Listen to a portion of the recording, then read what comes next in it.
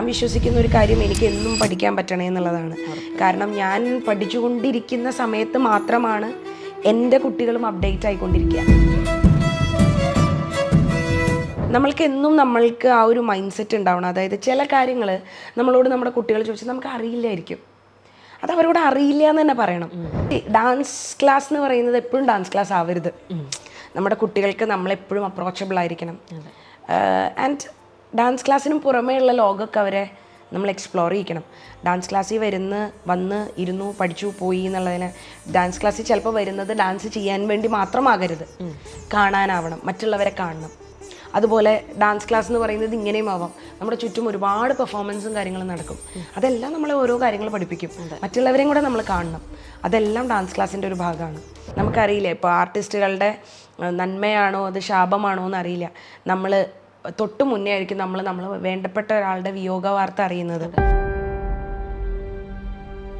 ഈ ഒരു കലയെ ഒരു ഫോറിൻ കൺട്രിയിൽ കൊണ്ടുപോയി അവതരിപ്പിക്കുക, അവിടെ കുട്ടികളെ പഠിപ്പിക്കുക ഒക്കെ ചെയ്യാന്ന് പറയുന്നത് അതിലൊക്കെ വലിയൊരു കാര്യമാണ്. ഇന്ത്യൻ ഹൈ കമ്മീഷനിൽ പോയി വർക്ക് ചെയ്യുക എന്നുള്ളത്. അതിലേക്ക് എങ്ങനെയായിരുന്നു എത്തിയത്? എന്തോ സ്ക്രോളൊക്കെ ചെയ്യുമ്പോൾ ഒരു പേപ്പർ കട്ടിങ് കണ്ടു. Indian council for cultural relations എന്ന് പറഞ്ഞിട്ട് മിനിസ്ട്രി ഓഫ് കൾച്ചറിൻ്റെ ഒരു വിങ് ഉണ്ട്. അത് നമ്മൾ ആർട്ടിസ്റ്റുകളെ, അതായത് ടീച്ചേഴ്സിനെ ചൂസ് ചെയ്യും. അവർ ചൂസ് ചെയ്തിട്ട് നമ്മളെ എബ്രോഡുള്ള കൺട്രീസിലേക്ക് വിടും. അവിടെ ഇന്ത്യൻ എംബസി ഉണ്ടാവും. നമ്മുടെ ഇന്ത്യൻ എംബസി എല്ലായിടത്തും ഉണ്ടല്ലോ, എല്ലാ കൺട്രിയിലും ഉണ്ടാവും. അവർക്കൊരു കൾച്ചറൽ വിങ് ഉണ്ടാവും. അവിടെ ആ കൾച്ചറൽ ഇൻസ്റ്റിറ്റ്യൂട്ടിൽ പല ആർട്ട് ഫോംസും, Bharatanatyam, Kuchipudi, Indian classical dance forms, Hindustani Carnatic vocals, അതുപോലെ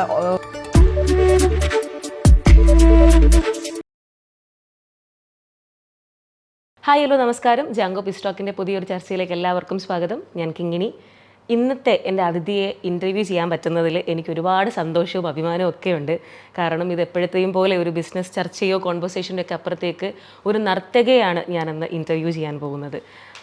നർത്തകി എന്ന് പറഞ്ഞു കഴിഞ്ഞാൽ നമ്മുടെ ഭരതനാട്യം എന്ന കലയെ ഇന്ത്യൻ ഹൈ കമ്മീഷനിൽ ഭരതനാട്യം പെർഫോമറായിട്ടും ടീച്ചറായിട്ടും വർക്ക് ചെയ്തിരുന്ന, ഭരതനാട്യത്തിൽ ഇപ്പോൾ PhD ചെയ്തുകൊണ്ടിരിക്കുന്ന അനന്തര സ്പേസ് ഓഫ് ആർട്സിൻ്റെ ഫൗണ്ടറായിട്ടുള്ള രേഷ്മ രാജീവാണ് ഇന്ന് എൻ്റെ കൂടെ അതിഥിയായിട്ട് കൂടിയിരിക്കുന്നത്. ചേച്ചി, welcome to the show. Thank you. എന്തൊക്കെയുണ്ട് വിശേഷം? സുഖമായിട്ടിരിക്കണം. സന്തോഷം. ഞാൻ ഈ ആദ്യം പറഞ്ഞതുപോലെ തന്നെ ഒരുപാട് സന്തോഷമുണ്ട് എനിക്കിന്ന് ചേച്ചിയെടുത്ത് ഈ ഒരു കുറച്ച് നേരമെങ്കിലും സംസാരിക്കാൻ പറ്റുന്നതിൽ. കാര്യം കുഞ്ഞിലെ മുതലേ ഡാൻസ് ഇഷ്ടമുള്ള, വിവിധതരം ഡാൻസൊക്കെ പഠിക്കാൻ ആഗ്രഹിച്ച് പഠിക്കുകയൊക്കെ ചെയ്തിട്ടുള്ള ഒരാളാണ്. പക്ഷെ പല കാര്യങ്ങളും കൊണ്ടും എനിക്കത് കണ്ടിന്യൂ ചെയ്യാൻ പറ്റിയില്ല. അപ്പോൾ അതിൽ ആ ഒരു കലയെ റെപ്രസെൻറ്റ് ചെയ്ത് മറ്റൊരു രാജ്യത്ത് പോവുക, അവിടെ പെർഫോം ചെയ്യുക, നമ്മുടെ കലയ്ക്ക് കുറച്ചും കൂടെ ഒരു റീച്ച് അല്ലെങ്കിൽ ഒരു ഡെവലപ്മെൻറ്റ് നേടിക്കൊടുക്കാൻ സഹായിക്കുന്ന ഒരാളെ ഇൻ്റർവ്യൂ ചെയ്യാൻ പറ്റുക എന്ന് പറയുന്നത് എൻ്റെയും വലിയൊരു ഭാഗ്യമായിട്ട് ഞാൻ കാണുന്നു. സന്തോഷം. നമുക്ക് ആദ്യം തന്നെ ചേച്ചിക്ക് എങ്ങനെയാണ് ഈ കലയിലേക്ക് ഇൻട്രസ്റ്റ് വന്നതെന്നുള്ളതും, ഇപ്പോൾ ഡാൻസ് ആണ് എൻ്റെ പ്രൊഫഷൻ എന്ന് തിരിച്ചറിഞ്ഞതെന്ന് തൊട്ട് നമുക്ക് സംസാരിച്ച് തുടങ്ങാം. എങ്ങനെയായിരുന്നു എനിക്ക് ഡാൻസിലേക്ക് ഇഷ്ടമുണ്ടെന്നൊക്കെ തിരിച്ചറിഞ്ഞത്? ഞാനൊരു പെരുമ്പാവൂരുള്ള ഒരു സാധാരണ വീട്ടിൽ നിന്ന് എല്ലാവരെയും എന്തെങ്കിലുമൊക്കെ നമ്മുടെ നാട്ടിലുണ്ടല്ലോ, പാട്ട് പഠിക്കാനോ ഡാൻസ് പഠിക്കാനോ ഒക്കെ അച്ഛനമ്മയൊക്കെ വിടും. അതുപോലെ എന്നെയും വിട്ടിരുന്നു. അങ്ങനെ ഞാൻ കലാമണ്ഡലം സുമതി ടീച്ചറുടെ അടുത്താണ് എൻ്റെ ക്ലാസ്സസ് എല്ലാം സ്റ്റാർട്ട് ചെയ്യുന്നത്. അതിനുശേഷം എനിക്കൊരു കുഞ്ഞാനീത്തി വന്ന സമയത്ത് ഒരു 1-2 വർഷം ഒരു ചെറിയ ബ്രേക്ക് വന്നു. അതിനുശേഷം നമ്മൾ കണ്ടിന്യൂ ചെയ്യുന്നത് സുമതി ടീച്ചറുടെ ആങ്ങളയായിട്ടുള്ള ശ്രീ രവികുമാർ നാട്യാലയ എന്ന് പറഞ്ഞിട്ട് ഒരു മാഷിൻ്റെ അടുത്താണ്. അങ്ങനെ ക്ലാസ്സസ് ഇതുപോലെ പോയിക്കൊണ്ടേയിരുന്നു. സാധാരണ ഒരു കുട്ടി വീട്ടിൽ നിന്ന് പഠിക്കാൻ പോണു, തിരിച്ചു വരുന്നു. അപ്പോൾ അങ്ങനെ പോയി ഞാനിവിടെ ആലുവ സെൻറ്റ് സേവിയേഴ്സ് കോളേജിൽ ഡിഗ്രി ചെയ്തു. ഡിഗ്രി കഴിഞ്ഞപ്പോൾ എൻ്റെ ഗുരുനാഥൻ, ഞാനും അദ്ദേഹവും ഇരുന്ന് സംസാരിക്കുന്ന ഒരു വേളയിൽ അദ്ദേഹം വെറുതെ എന്നോട് ചോദിക്കുകയാണ്, രേഷ്മയ്ക്ക് എന്താണ് കലാക്ഷേത്രയിൽ പോയി പഠിച്ചാൽ, കലാക്ഷേത്രം ഒന്ന് നോക്കിക്കൂടെ, ചെന്നൈയിലാണ്. അപ്പം ഞാൻ മാഷിൻ്റെ അടുത്ത് നിന്നാണ് അത് കേൾക്കുന്നത് തന്നെ. നമുക്കറിയാം, നമ്മൾ സാധാരണ ഒരു കുട്ടി വെറുതെ പോകുന്നു, പഠിക്കുന്നു, തിരിച്ചു വരുന്നു. അങ്ങനെ ഇത്ര വലിയൊരു ഇൻസ്റ്റിറ്റ്യൂഷനെ കുറിച്ച് നമ്മൾ കേൾക്കുകയാണ്.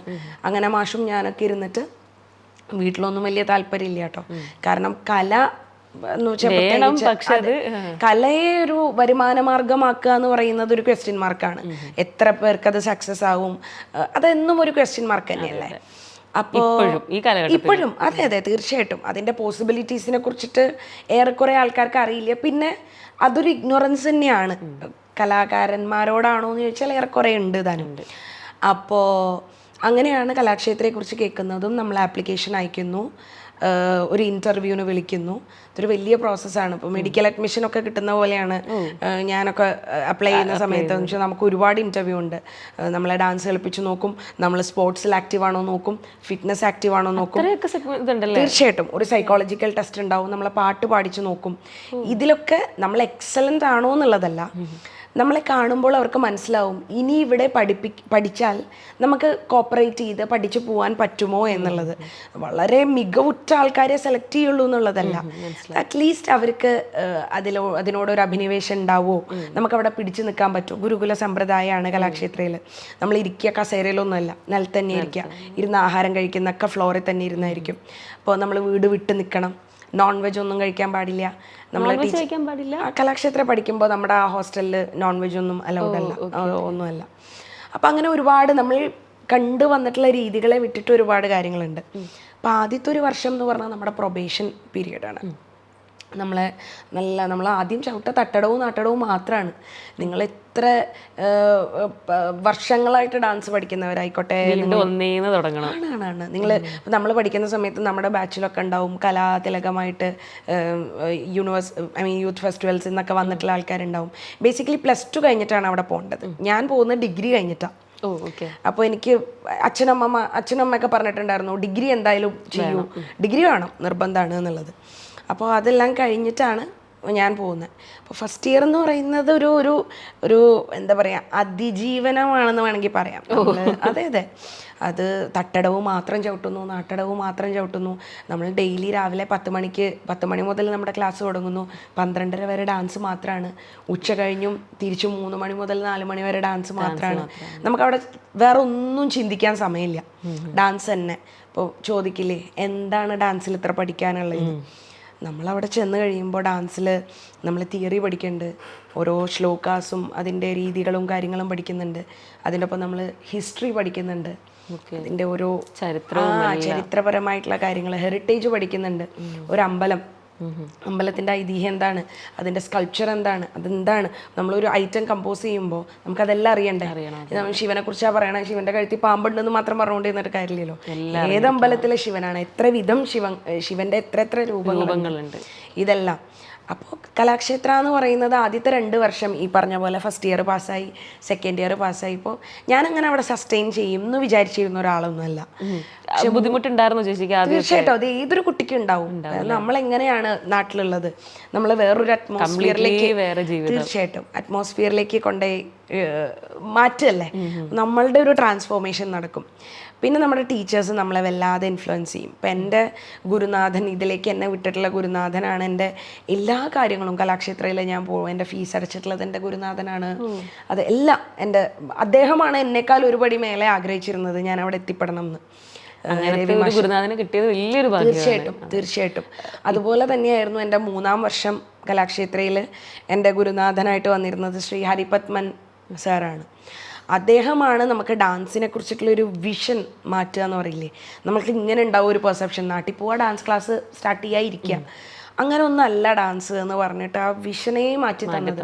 നമ്മൾ ബ്രീത്ത് ചെയ്യേണ്ടത് കലയാണ്, നമ്മൾ കാണേണ്ടത് നമ്മുടെ ബ്ലഡിൽ ഉണ്ടാവേണ്ടത് എന്നൊക്കെ പറയില്ലേ. ഏറ്റവും കൂടുതൽ പണിഷ്മെൻ്റ് ഒക്കെ ആ ക്ലാസ്സിൽ വാങ്ങിയിട്ടുള്ള ആൾ ഞാനാണ്. അപ്പോൾ അത്രയ്ക്കും എന്താ പറയുക, ഒരു ട്രാൻസ്ഫോർമേറ്റീവ് ജേണിയാണ് ഡാൻസ് കലാക്ഷേത്രയിലൂടെ എനിക്ക് ഉണ്ടായിട്ടുള്ളത്. ഓഫ് കോഴ്സ് എൻ്റെ ഗുരുനാഥൻ വഴി, അത് കഴിഞ്ഞ് കലാക്ഷേത്രയിലൂടെ ഉണ്ടായിട്ടുള്ളത്. അങ്ങനെയാണ് ഡാൻസിലേക്ക് എന്ന് പറയാം എത്തുന്നത്. ഇത് തന്നെയാണ് എൻ്റെ ജീവിതം തീരുമാനിക്കുന്നത്. കലാക്ഷേത്രയിൽ പോയതിനു ശേഷം തിരിച്ചു വന്നു കഴിഞ്ഞപ്പോഴത്തേക്ക് എന്തായിരുന്നു, ഡാൻസ് സ്കൂൾ തുടങ്ങണം എന്നാണോ, ഇല്ല എന്തൊക്കെയായിരുന്നു ആദ്യം ആ ഒരു പഠിത്തം കംപ്ലീറ്റ് ചെയ്ത് കഴിഞ്ഞപ്പോൾ? ഈ പറഞ്ഞ പോലെ കലാക്ഷേത്രയിലേക്ക് പോകുന്നതിന് മുന്നേ തന്നെ ഞാൻ വീട്ടിൽ ക്ലാസ് എടുക്കുന്നുണ്ടായിരുന്നു. അപ്പോൾ നമ്മുടെ നാട്ടിലൊരു രീതിയാണല്ലോ, നമ്മൾ പഠിക്കുന്നു, വീട്ടിൽ വന്ന് കുറച്ച് കുട്ടികൾ 10-18 പേരൊക്കെ ഞാനും പഠിപ്പിക്കുന്നുണ്ടായിരുന്നു. പക്ഷേ അന്നും ഈ പറഞ്ഞ പോലെ 10 മിനിറ്റിൻ്റെ അരങ്ങേറ്റങ്ങളും 15 മിനിറ്റിൻ്റെ അരങ്ങേറ്റങ്ങളൊക്കെ ഞാനും ചെയ്തിട്ടുണ്ട്. പക്ഷെ കലാക്ഷേത്ര കഴിഞ്ഞ് തിരിച്ചു വരുമ്പോൾ ഞാൻ പറഞ്ഞില്ലേ, ഇതൊരു ട്രാൻസ്ഫോർമേറ്റീവ് ജേണിയാണ്. നമ്മൾക്ക് നമ്മളുടെ പല അറിവുകളും തിരുത്തപ്പെടുകയാണ്. ഇങ്ങനെയല്ല ആവേണ്ടത്, മറ്റുള്ളതെല്ലാം തെറ്റായിരുന്നു എന്നല്ല, ഇങ്ങനെയല്ല ആവേണ്ടിയിരുന്നത്, ഇനിയും ഇതിലെനിക്ക് കുറേ കാര്യങ്ങൾ മാറ്റാം എന്നുള്ള കാര്യങ്ങൾ വരും. അപ്പോഴാണ് ഞാൻ കലാക്ഷേത്ര പഠിച്ചു കഴിഞ്ഞിട്ട് അവിടെ തന്നെ ഔട്ട്റീച്ച് ഫാക്കൽറ്റി ആയിട്ട് വർക്ക് ചെയ്തിട്ടുണ്ടായിരുന്നു. അപ്പോൾ 1 വർഷം കൂടെ ഞാൻ അവിടെ തന്നെ ആയിരുന്നു ഉണ്ടായിരുന്നത്. അത് കഴിഞ്ഞാണ് നമ്മുടെ കൊറോണ പീരീഡൊക്കെ വരുന്നതും. അപ്പോൾ ആ ഒരു കലാക്ഷേത്ര കഴിഞ്ഞിട്ടുള്ള ഒരു വർഷം ഞാൻ ഷിജിത് കൃഷ്ണ സാറിൻ്റെ അടുത്തും പഠിച്ചിട്ടുണ്ടായിരുന്നു. അതും ഒരു വേറെ തന്നെ ഒരു ട്രാൻസ്ഫോർമേറ്റീവ് ആയിട്ട്, അല്ലെങ്കിൽ നമ്മൾ കുറച്ചും കൂടെ ഇൻട്രിക്കേറ്റ് ആയിട്ടുള്ള ഒരു ജേണിയാണത്. സാറും നമ്മളുടെ ചിന്തകളെ സ്വാധീനിക്കുക, അദ്ദേഹത്തിൻ്റെ അടുത്തൊക്കെ നമ്മൾ ക്ലാസ് അറ്റൻഡ് ചെയ്യുക എന്ന് പറയുന്ന വലിയൊരു പുണ്യമാണ്. അപ്പോൾ അത് കഴിഞ്ഞ് വരുമ്പോൾ നമ്മളും കുട്ടികൾക്ക് ക്ലാസ് എടുക്കുന്ന സമയത്ത് അല്ലെങ്കിൽ എന്തെങ്കിലും ഒന്ന് പറഞ്ഞു കൊടുക്കുന്ന സമയത്ത് നമ്മളും മാറും. നമ്മളും പിന്നെ അവിടെ നിന്ന് വന്നതിന് ശേഷം ഞാൻ ട്രൈ ചെയ്തിട്ടുള്ള ഒരു കാര്യം, അതായത് മാറ്റാൻ ആഗ്രഹിക്കാത്ത ഒരു കാര്യം എന്ന് വെച്ചാൽ ഞാൻ ഇപ്പോഴും പഠിക്കുന്നുണ്ട്. ഞാനിത് ഇത്ര ശ്രദ്ധിക്കുകയായിരുന്നു. ഈ ഗുരുനാഥൻ്റെ അടുത്ത് പഠിച്ചു, അതിന് കലാക്ഷേത്ര, അത് കഴിഞ്ഞ് തിരിച്ചു വന്ന് അടുത്ത ഗുരുനാഥൻ്റെ അടുത്ത് പഠിച്ചു. അപ്പോൾ ഞാനതിങ്ങനെ ശ്രദ്ധിക്കുകയായിരുന്നു. ചേച്ചി കണ്ടിന്യൂ ചെയ്ത് ഇങ്ങനെ പഠിക്കുകയാണ് ഇപ്പോഴും, അത് നിൽക്കുന്നില്ല. ചില ആൾക്കാർ ചിലപ്പോൾ ഒരു സർട്ടൻ സ്റ്റേജ് എത്തി കഴിയുമ്പോഴത്തേക്ക് പിന്നെ പഠിപ്പിക്കുന്നത് മാത്രമാകും കോൺസെൻട്രേഷൻ, അതിൽ മാത്രം പിന്നെ അതൊരു കരിയർ പോലെ കൊണ്ടുപോകും. പക്ഷെ സ്റ്റിൽ ഇങ്ങനെ പല ഗുരുനാഥന്മാരുടെ അടുത്ത് ഇങ്ങനെ പഠിക്കുക എന്ന് പറയുന്നത് തന്നെ ഞാനതിങ്ങനെ ശ്രദ്ധിക്കുകയായിരുന്നു. അതിങ്ങനെ കേൾക്കുമ്പോൾ അതിനുശേഷം അതിങ്ങനെ കണ്ടിന്യൂ ചെയ്യുന്നുണ്ട് അല്ലേ? ഇപ്പോഴും അതപ്പോൾ ഞാൻ കഴിഞ്ഞ മാസമാണ് എടപ്പള്ളി ചങ്ങമ്പുഴ പാർക്കിൽ ഒരു പ്രോഗ്രാം പെർഫോമൻസ് ചെയ്തത്. 2 മണിക്കൂർ ദൈർഘ്യമുള്ള ഒരു പെർഫോമൻസ് ആയിരുന്നു അത്. ഞാൻ എൻ്റെ സാറിൻ്റെ അടുത്ത് തന്നെയാണ് പഠിച്ചിട്ടുള്ളത്. സോ ഇപ്പോഴും അതെല്ലാം പഠിക്കുക എന്ന് പറയുന്നത് അതൊരിക്കലും തീരുന്നില്ലല്ലോ. അത് ഇപ്പോൾ ഒരു വ്യക്തിയായാലും നമ്മൾ പലരിൽ നിന്നും പഠിക്കുകയാണ്. ഇപ്പോൾ നമ്മൾ ക്ലാസ് എടുക്കുന്ന സമയത്ത് കുട്ടികളുടെ അടുത്ത് തന്നെ നമ്മൾ പഠിക്കുകയാണ്. അപ്പോൾ ഞാൻ വിശ്വസിക്കുന്ന ഒരു കാര്യം, എനിക്ക് എന്നും പഠിക്കാൻ പറ്റണേ എന്നുള്ളതാണ്. കാരണം ഞാൻ പഠിച്ചുകൊണ്ടിരിക്കുന്ന സമയത്ത് മാത്രമാണ് എൻ്റെ കുട്ടികളും അപ്ഡേറ്റ് ആയിക്കൊണ്ടിരിക്കുക അല്ലേ. ഞാൻ പഠിക്കും തോറുമാണ് എനിക്ക് അവർ ചോദിക്കുന്നതിനൊക്കെ മറുപടി പറയാൻ പറ്റും. പിന്നെ നമ്മൾക്ക് ആ ഒരു മൈൻഡ് സെറ്റ് ഉണ്ടാവണം. അതായത് ചില കാര്യങ്ങൾ നമ്മളോട് നമ്മുടെ കുട്ടികൾ ചോദിച്ചാൽ നമുക്ക് അറിയില്ലായിരിക്കും. അത് അവരോട് അറിയില്ല എന്ന് തന്നെ പറയണം. കാരണം അത് ഭയങ്കര ബ്യൂട്ടിഫുൾ ആണ് അറിയില്ല എന്ന് പറയണത്. കാരണം അത് വലിയൊരു കാര്യം നമ്മൾ അറിയാൻ പോവാണ്. അപ്പോൾ അത് ഞാൻ തിരിച്ചെൻ്റെ സാറിനോടോ അല്ലെങ്കിൽ അതിനുമായിട്ട് ബന്ധപ്പെട്ട ആൾക്കാരോടോ ഞാൻ ഒന്നിരുന്ന് സംസാരിച്ചിട്ടാണ് ഞാൻ അതിന് ആൻസർ ചെയ്യുക. അപ്പോൾ പഠിക്കുക എന്ന് പറയുന്ന ഒരു പ്രോസസ്സ് ഒരിക്കലും തീരരുത് എന്ന് ആഗ്രഹിക്കുന്ന ഒരാളാണ് ഞാൻ. അതങ്ങനെ പോട്ടെ, അങ്ങനെ തന്നെ പോട്ടെ. ഞാൻ ആദ്യം ഇൻട്രൊഡക്ഷനിൽ പറഞ്ഞതുപോലെ തന്നെ ഭരതനാട്യം ടീച്ചറില്ലെങ്കിൽ ഭരതനാട്യത്തിൽ PhD ചെയ്യുന്നു, ഒരു ഡാൻസ് ഇൻസ്റ്റിറ്റ്യൂഷൻ്റെ ഫൗണ്ടറാണെന്നതിലൊക്കെ അപ്പുറത്തേക്ക് ഈ ഒരു കലയെ ഒരു ഫോറിൻ കൺട്രിയിൽ കൊണ്ടുപോയി അവതരിപ്പിക്കുക, അവിടെ കുട്ടികളെ പഠിപ്പിക്കുക ഒക്കെ ചെയ്യുക എന്ന് പറയുന്നത് അതിലൊക്കെ വലിയൊരു കാര്യമാണ്. ഇന്ത്യൻ ഹൈക്കമ്മീഷനിൽ പോയി വർക്ക് ചെയ്യുക എന്നുള്ളത്, അതിലേക്ക് എങ്ങനെയായിരുന്നു എത്തിയത്? അത് ഈ പറഞ്ഞ പോലെ കലാക്ഷേത്രയിൽ വർക്ക് ചെയ്തതിന് ശേഷം കൊറോണ പീരീഡ് വരുമ്പോഴാണ് എൻ്റെ കല്യാണം നടക്കുന്നത്. അപ്പോൾ കല്യാണം കഴിഞ്ഞ ഉടനെ തന്നെ ഞാൻ വെറുതെ എന്തോ സ്ക്രോളൊക്കെ ചെയ്യുമ്പോൾ ഒരു പേപ്പർ കട്ടിങ് കണ്ടു. Indian council for cultural relations എന്ന് പറഞ്ഞിട്ട് മിനിസ്ട്രി ഓഫ് കൾച്ചറിൻ്റെ ഒരു വിങ് ഉണ്ട്. അത് നമ്മൾ ആർട്ടിസ്റ്റുകളെ, അതായത് ടീച്ചേഴ്സിനെ ചൂസ് ചെയ്യും. ചൂസ് ചെയ്തിട്ട് നമ്മളെ എബ്രോഡുള്ള കൺട്രീസിലേക്ക് വിടും. അവിടെ ഇന്ത്യൻ എംബസി ഉണ്ടാവും. നമ്മുടെ ഇന്ത്യൻ എംബസി എല്ലായിടത്തും ഉണ്ടല്ലോ, എല്ലാ കൺട്രിയിലും ഉണ്ടാവും. അവർക്കൊരു കൾച്ചറൽ വിങ് ഉണ്ടാവും. അവിടെ ആ കൾച്ചറൽ ഇൻസ്റ്റിറ്റ്യൂട്ടിൽ പല ആർട്ട് ഫോംസും, Bharatanatyam, Kuchipudi, Indian classical dance forms, Hindustani Carnatic vocals, അതുപോലെ ഇൻസ്ട്രുമെൻറ്റ്സ്, തബല, മൃദംഗം, ഢോലക്ക് എല്ലാം, യോഗ, ഹിന്ദി, ഇതെല്ലാം പഠിപ്പിക്കാനായിട്ട് ടീച്ചേഴ്സിനെ അറിയും. അപ്പോൾ ഇതൊരു വലിയ റെസ്പോൺസിബിലിറ്റിയാണ്. അതായത് നമ്മളുടെ കൾച്ചർ അറിയാത്തൊരു കൺട്രി, അങ്ങനെ ഒരു കൺട്രിയിൽ പോയിട്ട് നമ്മൾ ഇങ്ങനെ ഒരു ആർട്ട് ഫോം ഫ്ലറിഷ് ചെയ്യാണ്. അതൊരു വലിയ ഉത്തരവാദിത്തമാണ്, വലിയൊരു റെസ്പോൺസിബിലിറ്റിയാണ് നമുക്ക്. ഇപ്പോൾ ശരി, ഞാൻ ട്രിനിഡാഡ് ആൻഡ് ടൊബാഗോ എന്ന് പറയുന്ന കൺട്രിയിലായിരുന്നു, പോർട്ട് ഓഫ് സ്പെയിനിലായിരുന്നു ഞാൻ ഉണ്ടായിരുന്നത്. 3 വർഷക്കാലം ഞാൻ അവിടെ സ്പെൻഡ് ചെയ്തു. അപ്പോൾ അവിടെ എന്ന് പറഞ്ഞാൽ ഏകദേശം ഒരു 40% കമ്മ്യൂണിറ്റി ഇന്ത്യൻ ഡയസ്പൊറയാണ്. അതായത് ഇന്ത്യൻ ഡയസ്പൊറ എന്ന് പറയുമ്പോൾ അവരുടെ അച്ഛനപ്പൂപ്പന്മാരാരെങ്കിലും ഒക്കെ ഷിപ്പ് വന്ന കാലത്തെ ഇവിടെ വന്ന് താമസിക്കുന്നവരാവാം. അപ്പോൾ അവരിൽ എന്തോ ഒരു സ്പാർക്ക് ഉണ്ടാവാം.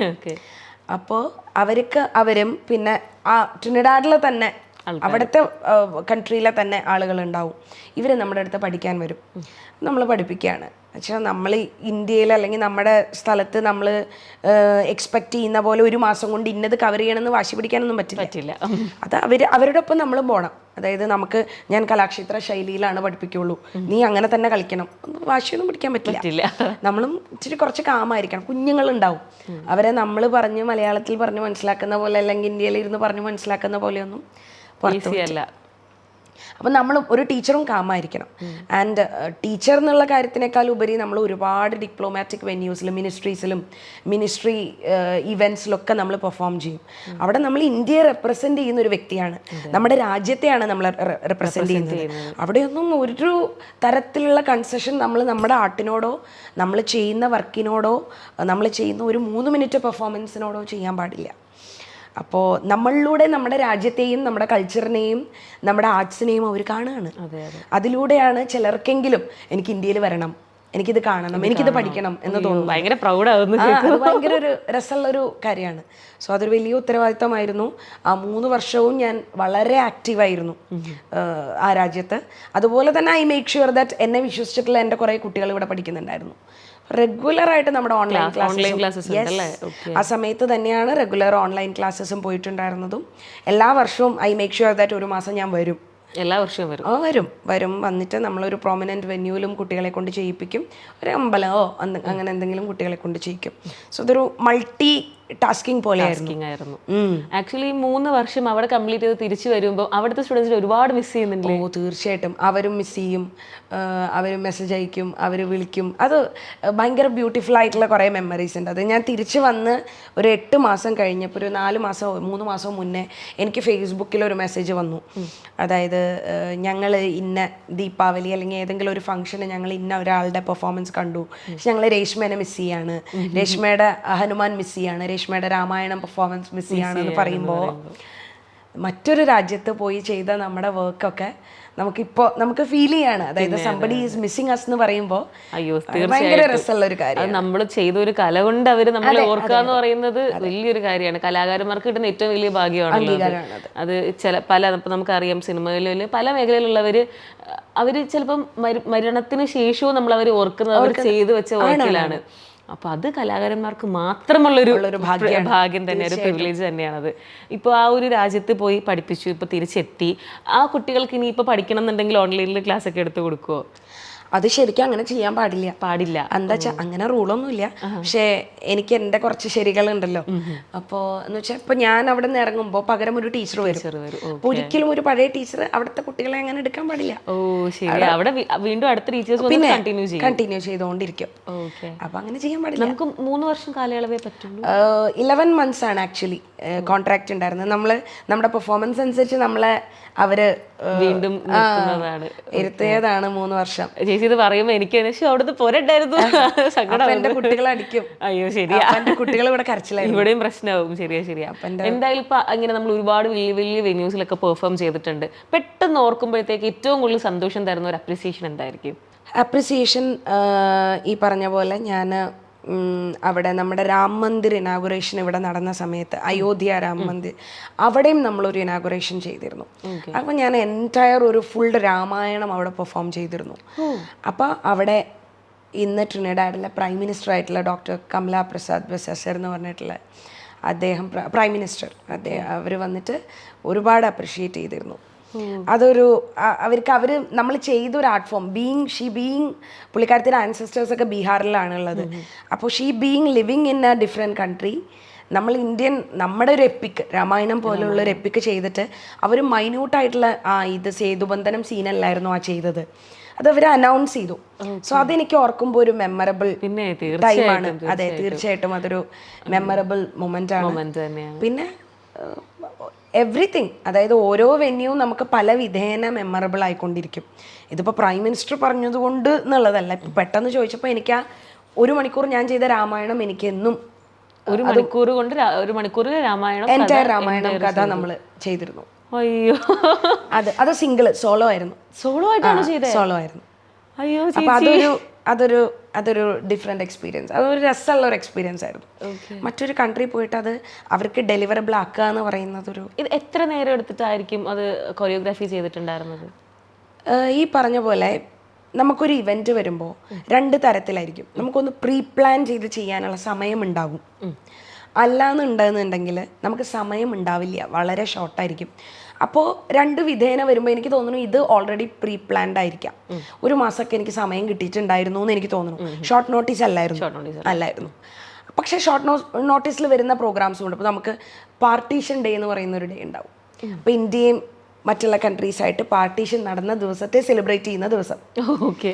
അതിന് നമ്മളൊരു ഭരതനാട്യം ചെയ്യണം എന്ന് പറയുമ്പോൾ അതിന് പാട്ടൊന്നും അവൈലബിൾ ആയിരിക്കില്ല. ഓക്കെ. അല്ലെങ്കിൽ അതിൽ എന്ത് തീമായിരിക്കും? പാർട്ടീഷൻ നടന്ന തീം തന്നെ നമ്മൾ ചെയ്യണം. ഒരു സോൾജിയർ ഉണ്ടാവും, സോൾജിയേഴ്സ് ഉണ്ടാവും, അവിടെ എന്തെങ്കിലും ടോക്സും കാര്യങ്ങളൊക്കെ നടക്കുന്നുണ്ടാവും. ഓക്കെ. അവർ പറയുന്ന തീമിൽ കൊറിയോഗ്രാഫി ചെയ്ത് അവർ പറയുന്ന തീമല്ല, ഇതെല്ലാം നമ്മുടെ ഇന്ത്യയുടെ ഓരോ ഡേയ്സ് ആണ്. പാർട്ടീഷൻ ഡേ അല്ല, ആ ഡേയിൽ നമ്മൾ ആ ഒരു തീമിൽ തന്നെ ചെയ്യണം എന്ന്. പിന്നെ തീർച്ചയായിട്ടും പാർട്ടീഷൻ ഡേക്ക് ഞാൻ പോയിട്ട് ഒരു പുഷ്പാഞ്ജലി കളിച്ച അങ്ങനെ ഒരു കാര്യമില്ലല്ലോ. അപ്പോൾ അങ്ങനെ വരുന്ന ഡേയ്സ് നമ്മൾ വളരെ ഷോർട്ട് നോട്ടീസിലേ അറിയുള്ളൂ. ഡേ ഉണ്ടാവും, നമ്മളത് സെലിബ്രേറ്റ് ചെയ്യണുണ്ട്, നമ്മളത് കൊമമറേറ്റ് ചെയ്യണുണ്ട് എന്ന് നമ്മൾ വളരെ ലേറ്റ് ആയിട്ടായിരിക്കും അറിയണ്ടാവുക. 3 ദിവസത്തിൽ പാട്ട് കണ്ടുപിടിക്കൽ ഏറ്റവും വലിയ ടാസ്ക്. അതിനനുസരിച്ച് ഭരതനാട്യത്തിൽ ഞാൻ ഇങ്ങനെയൊക്കെ ചെയ്ത പാർട്ടീഷൻ ഡേ ഒന്നും ചെയ്യാൻ പറ്റില്ല. ചെറിയൊരു കണ്ടംപററി എന്തെങ്കിലുമൊക്കെ നമ്മളൊന്ന് മിക്സപ്പ് ചെയ്യേണ്ടി വരും. അതൊക്കെ ഭയങ്കര ടാസ്ക്കാണ്. രാമായണമൊക്കെ നമ്മൾ കേട്ട് വളർന്ന് അറിയാവുന്ന കഥകളാണ്, നമ്മൾ ഇടയ്ക്കെടുത്ത് വായിക്കാറുണ്ട്, നമ്മൾ ഫെമിലിയർ ആണ് അല്ലേ, നമുക്ക് അതിലെ ക്യാരക്ടേഴ്സിനൊക്കെ അറിയാം. ഒരു മാസം അല്ലെങ്കിൽ ഒരാഴ്ച സമയം കിട്ടിയാലും നമുക്ക് ഇരുന്ന് എന്തെങ്കിലുമൊക്കെ ചെയ്യാം. പക്ഷെ ഇതങ്ങനെയല്ല, ഇതൊക്കെയാണ് ഏറ്റവും വലിയ ചലഞ്ചിങ് ആയിട്ട് വരുന്നത്. ഓക്കെ. എന്തായാലും കമ്മിങ് ടു നമ്മുടെ അനന്തര സ്പേസ് ഓഫ് ആർട്സ്, ഞാൻ അതിൻ്റെയും പേര് ഞാൻ ആദ്യം ഇങ്ങനെ വായിച്ചു കഴിഞ്ഞിട്ട് പിന്നെ എൻ്റെ മനസ്സിൽ ഇങ്ങനെ ഇപ്പോൾ ഇൻ്റർവ്യൂവിൽ സംസാരിക്കണമല്ലോ, അപ്പോൾ ഞാൻ അനന്തര സ്കൂൾ ഓഫ് ആർട്സ്, അതെനിക്ക് സ്കൂളല്ല, വേറെ എന്തോ ഒരു വേർഡായിരുന്നു. അപ്പോൾ ഞാൻ അനന്തര സ്പേസ് ഓഫ് ആർട്സ്, എങ്ങനെയാണ് ആ ഒരു പേരിട്ടതും അത് തുടങ്ങിയതും ഒക്കെ? അയ്യോ, പേര് ഈ പറഞ്ഞ പോലെ ഒരു ദിവസം ഞങ്ങളുടെ വിവാഹമൊക്കെ കഴിഞ്ഞ് ഞങ്ങൾ 15-ാമത്തെ ദിവസം കാശ്മീരിലേക്കാണ് പോണത്. ഹണിമൂൺ അല്ല കേട്ടോ, അദ്ദേഹത്തിൻ്റെ ജോലി അവിടെയായിരുന്നു. അപ്പോൾ അങ്ങനെ ഒരു വൈകുന്നേരം, അതെ, ഉടനെ കല്യാണം കഴിഞ്ഞ ഉടനെ തന്നെ ഇപ്പോൾ ഇൻസ്റ്റിറ്റ്യൂട്ടൊക്കെ എനിക്ക് ഉണ്ടായിരുന്നു, വീട്ടിൽ തന്നെ ക്ലാസ് എടുക്കുന്നുണ്ടായിരുന്നു ഒക്കെ ഉണ്ടായിരുന്നു. പക്ഷേ നമുക്കിനി ഒരു എല്ലാം ഒന്ന് റിന്യൂ ചെയ്യാം, ഒരു വ്യത്യാസം വരട്ടെ എല്ലാത്തിലും, ഒരു പുതുമ വരട്ടെ എല്ലാത്തിലും. അങ്ങനെ ആലോചിച്ച് പ്രത്യേകിച്ച് ചിന്തിച്ചു. ഒരു വൈകുന്നേരം ഇങ്ങനെ ഞങ്ങളുടെ രണ്ടുപേരും, എൻ്റെ ഭർത്താവിൻ്റെയും കാഷ്വൽ ടോക്കിൽ നമ്മൾ പറയും ഇങ്ങനെ അനന്തമായിരിക്കണം നമ്മുടെ സ്പേസ്, നെവർ എൻഡിങ് ആയിരിക്കണം. പിന്നെ എൻ്റെ ഹസ്ബൻഡിൻ്റെ പേര് അനന്തു എന്നാണ്. ആണോ അറിയില്ല, അങ്ങനെയൊന്നും വിചാരിച്ചിട്ടില്ല. ഇല്ല, അനന്തമായിരിക്കണം, വളരെ അനന്തരമായിട്ട് നിൽക്കണം. അത് ഇതിനൊരു എൻഡ് ഉണ്ടാവരുത്. ഇവിടെ പഠിക്കാൻ വരുന്നവർക്ക് ഇങ്ങനെ കിട്ടിക്കൊണ്ടേയിരിക്കണം, അത് ഹാപ്പി ആയിരിക്കണം അവർ ഈ ഒരു സ്പേസിൽ, ഈ ഒരു സ്ഥലം. അതിപ്പോൾ സ്പേസിൽ നിന്ന് നമ്മൾ വയ്ക്കാൻ കാര്യം, ഇതിപ്പോൾ ഞാൻ എവിടെ ഇരുന്നും ഞാൻ ക്ലാസ് എടുക്കാറുണ്ട്. കൂടുതലും എനിക്ക് ഓൺലൈൻ കുട്ടികളുണ്ടായിട്ടുണ്ട്, ഇപ്പം അവരൊക്കെ നേരിട്ട് വരുന്നുണ്ട്. ഇപ്പോൾ എനിക്കൊരു ഇൻസ്റ്റിറ്റ്യൂട്ട് ഇങ്ങനെ ബിൽഡ് ചെയ്ത് വെച്ച് ഒരു മിററൊക്കെ വെച്ച്, അതൊക്കെ ഭയങ്കര രസമുള്ള കാര്യമാണ്. പക്ഷെ അതൊന്നും വേണമെന്നില്ല ഡാൻസ് ചെയ്യാൻ എന്നുള്ളതാണ്. ഒരു സ്പേസ് മതി, നമുക്ക് എവിടെയും ഡാൻസ് ചെയ്യാൻ പറ്റണം. അപ്പം അങ്ങനെയാണ് അനന്തര എന്ന് വന്നത്, നെവർ എൻഡിങ് എന്നുള്ളത്. സ്പേസ് എന്ന് പറയും സ്ഥലം, എവിടെയും ആവാം. അത് അനന്തരയ്ക്ക് എവിടെയും ഇരിക്കാം, ഇവിടേക്ക് വരുന്നവർക്ക് എവിടെയും ഡാൻസ് ചെയ്യാം. ആർട്സ് അത് ഇപ്പോൾ ഭരതനാട്യം മാത്രമേ നമ്മൾ പഠിപ്പിക്കുന്നുള്ളൂ, കുട്ടികൾ ഭരതനാട്യത്തിന് മാത്രമേ ഉള്ളൂ. പക്ഷെ കല, അവിടെ കുട്ടികൾ ഭരതനാട്യം മാത്രമായിരിക്കരുത് പഠിക്കേണ്ടതെന്ന് എനിക്ക് നിർബന്ധമുണ്ട്. അതായത് മോഹിനിയാട്ടം, വേറെ കലകളൊന്നും നമ്മൾ പഠിപ്പിക്കുന്നില്ല. പക്ഷെ ഇവിടെ വരുമ്പോൾ നല്ലൊരു ഹ്യൂമൻ ബീയിങ് ആവാൻ നിങ്ങൾക്ക് പറ്റണം, സഹജീവികളോട് നന്നായി പെരുമാറാൻ നിങ്ങൾക്ക് പറ്റണം, നിങ്ങൾ ഹാപ്പി ആയിരിക്കണം. ഇതെല്ലാം കലയാണ്, ഭയങ്കര രസമുള്ള കലയാണ് അതെല്ലാം. മറ്റുള്ളവരെ നന്നായി കാണുമ്പോൾ ഒന്ന് ചിരിക്കുക എന്ന് പറയുന്നത് വലിയൊരു കലയാണ്. അപ്പോൾ ഇവിടെ വരുന്നവരൊക്കെ അത് ചെയ്യണം എന്ന് എനിക്ക് നിർബന്ധമാണ്. അപ്പം അതാണ് ആർട്സ് കൊണ്ട് ഞാൻ ഉദ്ദേശിക്കുന്നത്. ശരിക്കും ചിലപ്പം നമ്മൾ വിചാരിക്കും ലൈക്ക് സ്കൂൾ ഓഫ് ആർട്സ് എന്നൊക്കെ കേൾക്കുമ്പോൾ, ഇല്ലെങ്കിൽ ആ ഒരു ടേമിലൊക്കെ നമ്മൾ എപ്പോഴും വിചാരിക്കുന്നത് മൾട്ടിപ്പിൾ ഐറ്റംസ് പഠിക്കാം. ഇപ്പോഴത്തെ എനിക്ക് തോന്നുന്നു പേരൻസ് ഒക്കെ കുറേ കൂടെ ചിന്തിക്കുന്നത് അന്ന് അവിടെ അപ്പോൾ ഭരതനാട്യം പഠിക്കാം, മോഹിനിയാട്ടം പഠിക്കാം, അത് അങ്ങനെ തിങ്ക് ചെയ്യുന്നിടത്തുനിന്ന് ഭയങ്കര ഡിഫറെൻ്റ്ലി ആയിട്ടുള്ളൊരു കോൺസെപ്റ്റ് തന്നെയാണിത്. അതെനിക്ക് ഭയങ്കരമായിട്ട് ഇഷ്ടപ്പെട്ടു. ഞാൻ മറ്റൊരു ചോദ്യം കൂടെ ചോദിക്കാം കേട്ടോ. ഇപ്പോഴത്തെ ഈ പറയുന്ന പേരൻസ്, ഇപ്പോഴത്തെ എന്നുള്ളതല്ല, ഇപ്പോൾ എൻ്റെ പേരൻസ് ഒക്കെ തന്നെ ആണെങ്കിലും ഇപ്പോൾ ഡാൻസ് ഒക്കെ പഠിപ്പിക്കുന്നു, കുട്ടിക്ക് അതിനൊരു കഴിവുണ്ട് എന്ന് തിരിച്ചറിഞ്ഞു പഠിപ്പിക്കുന്നു. പിന്നെ സ്കൂളിലും കോളേജുകളിലും ഒക്കെ മത്സരിക്കണം. അതിനുശേഷം ചിലപ്പം ഈ പറയുന്ന പോലെ പ്രൊഫഷനായിട്ട് എടുക്കാൻ ഓക്കെ ആയിരിക്കും. പക്ഷെ നമ്മളിതിങ്ങനെ മത്സരങ്ങൾക്ക് വേണ്ടി പഠിക്കുക, അല്ലെങ്കിൽ ഒരു കോമ്പറ്റീഷന് വേണ്ടി ഒരു കല പഠിക്കാനപ്പുറത്തേക്ക് എന്താണ് ശരിക്കും നമ്മളിന്ന് അച്ചീവ് ചെയ്യുന്നത്? അതാണ് കല കൊണ്ട് ഏറ്റവും അധികം ഉദ്ദേശിക്കുന്ന ഒരു കാര്യം എന്ന് പറഞ്ഞാൽ, എനിക്ക് ഇത് തികച്ചും വ്യക്തിപരമായിട്ടുള്ള അഭിപ്രായമാണ്, ഹാപ്പിനെസ് എന്നുള്ളതാണ്. കലോത്സവങ്ങൾക്ക് പോകുമ്പോൾ അത് കിട്ടുന്നുണ്ടോ, കോമ്പറ്റീഷൻസിന് പോകുമ്പോൾ അത് കിട്ടുന്നുണ്ടോ എന്നുള്ളത് എനിക്കറിയില്ല. ഞാൻ പോയിട്ടില്ല. ഞാൻ എൻ്റെ കുട്ടികൾ, എൻ്റെ അടുത്ത് പഠിക്കുന്ന ആരും കോമ്പറ്റീഷൻസിന് പോയിട്ട് എനിക്കറിയില്ല. ഞാൻ അങ്ങനെ പഠിപ്പിക്കാറില്ല. അതായത് എനിക്കറിയില്ല കോമ്പറ്റീഷൻസിന് പഠിപ്പിക്കാൻ, അതിൻ്റെ ഒരു പാറ്റേണും അതിൻ്റെ ഒരു പെഡഗോഗിയൊന്നും എനിക്കറിയില്ല. സോ എനിക്കറിയില്ലാത്തൊരു മേഖലയാണത്. പക്ഷേ എന്താണ് ഇതിനെല്ലാം അപ്പുറം ഡാൻസ് എന്ന് എന്നോട് ചോദിച്ചാൽ ഞാൻ പറയും, നമ്മൾക്ക് ഒരുപാട് ആർട്ടിനെ വേണ്ട സമയത്ത് നമ്മൾ ഈ ആർട്ടിനെ ഇങ്ങനെ മുറുകെ പിടിക്കുമ്പോൾ നമുക്ക് വേണ്ട ഒരു അവസ്ഥയിൽ ആർട്ട് നമ്മളെ തിരിച്ച് ഹഗ് ചെയ്യുമെന്ന് വിശ്വസിക്കുന്ന ഒരാളാണ് ഞാൻ. അപ്പോൾ എൻ്റെ അടുത്ത് ഒരുപാട് ഡോക്ടേഴ്സ് പഠിക്കുന്നുണ്ട്. നമ്മൾ എന്തിനാണ് ഡോക്ടേഴ്സിൻ്റെ അടുത്ത് പോണേ?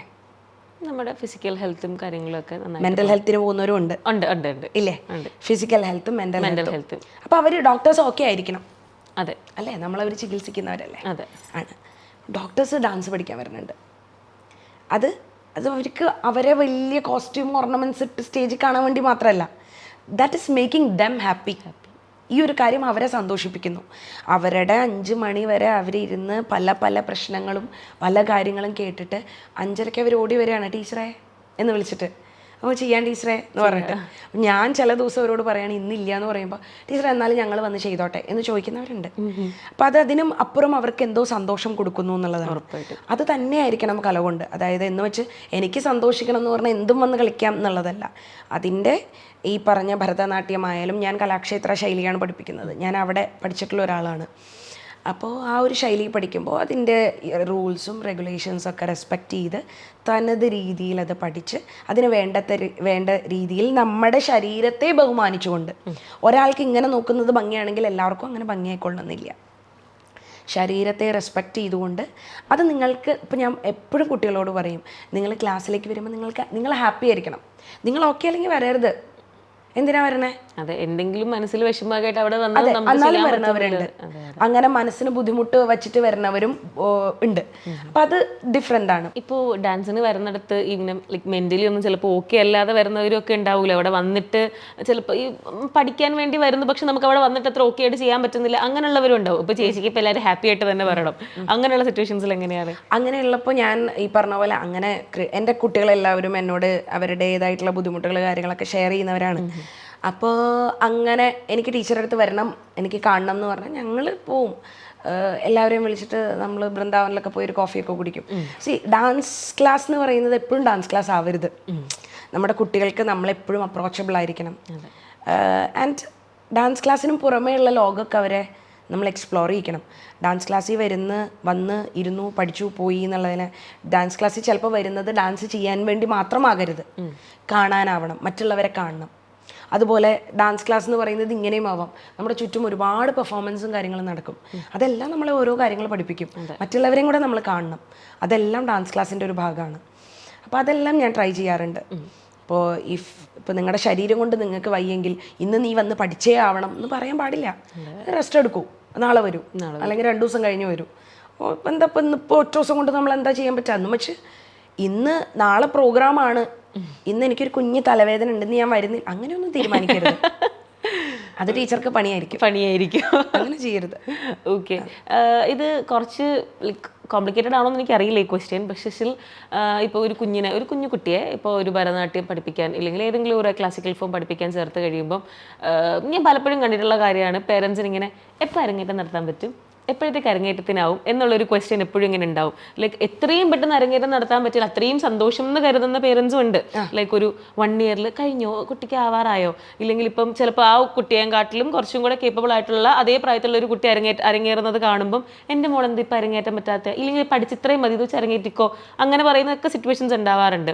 അതിനോട് ടീച്ചറിന് എന്താ യോജിക്കുന്നുണ്ടോ? അരങ്ങേറ്റം എന്ന് പറയുന്ന ഒരു കോൺസെപ്റ്റ് നമ്മുടെ നാട്ടിലാണെങ്കിൽ ഈ പറഞ്ഞ പോലെ കുട്ടി 10 മിനിറ്റ് 15 മിനിറ്റ് എന്നുള്ള അരങ്ങേറ്റത്തിനെ കുറിച്ചാണ് ചോദ്യമെങ്കിൽ ഞാൻ അങ്ങനെ അരങ്ങേറ്റം ചെയ്യാറില്ല. എൻ്റെ ഒരു ഇൻസ്റ്റിറ്റ്യൂട്ടിൽ ഒരു കുട്ടി ഡാൻസ് പഠിക്കാൻ വന്നു കഴിഞ്ഞിട്ടുണ്ടെങ്കിൽ എന്നോട് ഇതുവരെ ഒരു പാരൻറ്റും എന്നരങ്ങേറ്റിക്കാം എന്ന് ചോദിച്ചിട്ടില്ല. കാരണം എന്താണെന്ന് വെച്ചാൽ നമ്മൾ മുന്നേ ഇട്ട് വെച്ചിട്ടുള്ള എക്സാമ്പിൾസ് ഉണ്ട്. നമ്മുടെ ഇപ്പോൾ പെർഫോമൻസസും കാര്യങ്ങളൊക്കെ ഉണ്ട്. അതവർക്കൊരു ലേണിംഗ് ആണ്. പിന്നെ ഫസ്റ്റ് ഡേ തന്നെ ഞാൻ പറയും, ചോദിച്ചു വരുമ്പോൾ അല്ലെങ്കിൽ എൻക്വയറി ചെയ്യുമ്പോൾ ഞാൻ പറയാറുണ്ട്. ആൻഡ് ഇപ്പോൾ എൻ്റെ അടുത്ത് 5ാം ക്ലാസ് മുതൽ പഠിക്കുന്ന ഒരു കുട്ടിയുണ്ട്. കുട്ടി സ്റ്റാർട്ട് ചെയ്തതേ ഓൺലൈനിലാണ്. ഇപ്പോൾ ആ കുട്ടി +1-ലാണ്. ആ കുട്ടിയുടെ അരങ്ങേറ്റം ഭരതനാട്യ കച്ചേരിയാണ് ഓഗസ്റ്റ് 31-ാം തീയതി നടക്കുന്നത്. ആ കുട്ടിക്കും ക്ഷമയുണ്ടായിരുന്നു, എനിക്കും ക്ഷമയുണ്ടായിരുന്നു, കുട്ടിയുടെ പാരൻസിനും ഉണ്ടായിരുന്നു. എപ്പോഴാണോ ഈ കമ്പാരിസൺ നടക്കുന്നത്, അതായത് എൻ്റെ മോൾ ഇവിടെ 10 കൊല്ലമായി പഠിക്കണു, സെയിം ക്വസ്റ്റ്യൻ അത് തന്നെയാണ്. ടീച്ചേഴ്സിനെ വെച്ച് വരെ കമ്പയർ ചെയ്യും. അവിടെ 10 കൊല്ലം പഠിച്ചിട്ട് അരങ്ങേറ്റം നടത്തിയിട്ടില്ല, ഇവിടെ 2 കൊല്ലത്തെ അരങ്ങേറ്റം. അങ്ങനെയുള്ളവർക്ക് ഞാൻ പറയുന്നത്, അങ്ങനെയുള്ളവർക്ക് എത്ര ഡാൻസ് ടീച്ചേഴ്സ് ഉണ്ട് അങ്ങനെ നടത്തുന്നത്, നമുക്ക് പോവാമല്ലോ, അതെ, ഒരു ബുദ്ധിമുട്ടും ഇല്ല. നമ്മുടെ അടുത്ത് അങ്ങനെയല്ല അല്ലേ. നമ്മുടെ അടുത്ത് അതിൻ്റെ ഒരു ചിട്ടയുണ്ട്, ഭരതനാട്യത്തിനൊരു മാർഗം, ഒരു റെപ്പറ്റോർ ഉണ്ട്. അലാരിപ്പ്, ചതിസ്വരം, ശബ്ദം, വർണ്ണം, കീർത്തനം, പദം, അഷ്ടപതി, ജാവലി, തില്ലാന, ഈ ഒരു പാറ്റേൺ ഓഫ് ഐറ്റംസ്, ഇത്രയും ഐറ്റംസ് പഠിച്ച് ആദ്യം അടവുകളെല്ലാം പഠിച്ച് ഈ മാർഗം റെപ്പറ്റോർ പഠിച്ച് അതൊരു 2 എണ്ണമെങ്കിലും പഠിച്ചിരിക്കണം. അപ്പം നമുക്ക് എല്ലാത്തിനും നല്ല രീതിയിൽ നമ്മൾ പരിചയപ്പെടും. പിന്നെ ഈ അരങ്ങേറ്റം കഴിഞ്ഞിട്ടേ ചിലങ്ക തൊടാവൂ എന്നുള്ള റൂളൊന്നും പാടില്ല. കുട്ടികൾ ചെയ്യട്ടെ, അമ്പലങ്ങളിൽ പെർഫോം ചെയ്യട്ടെ. ഞാൻ വലിച്ചു വാരി പ്രോഗ്രാംസ് ചെയ്യിക്കുന്ന ഒരു ടീച്ചറല്ല.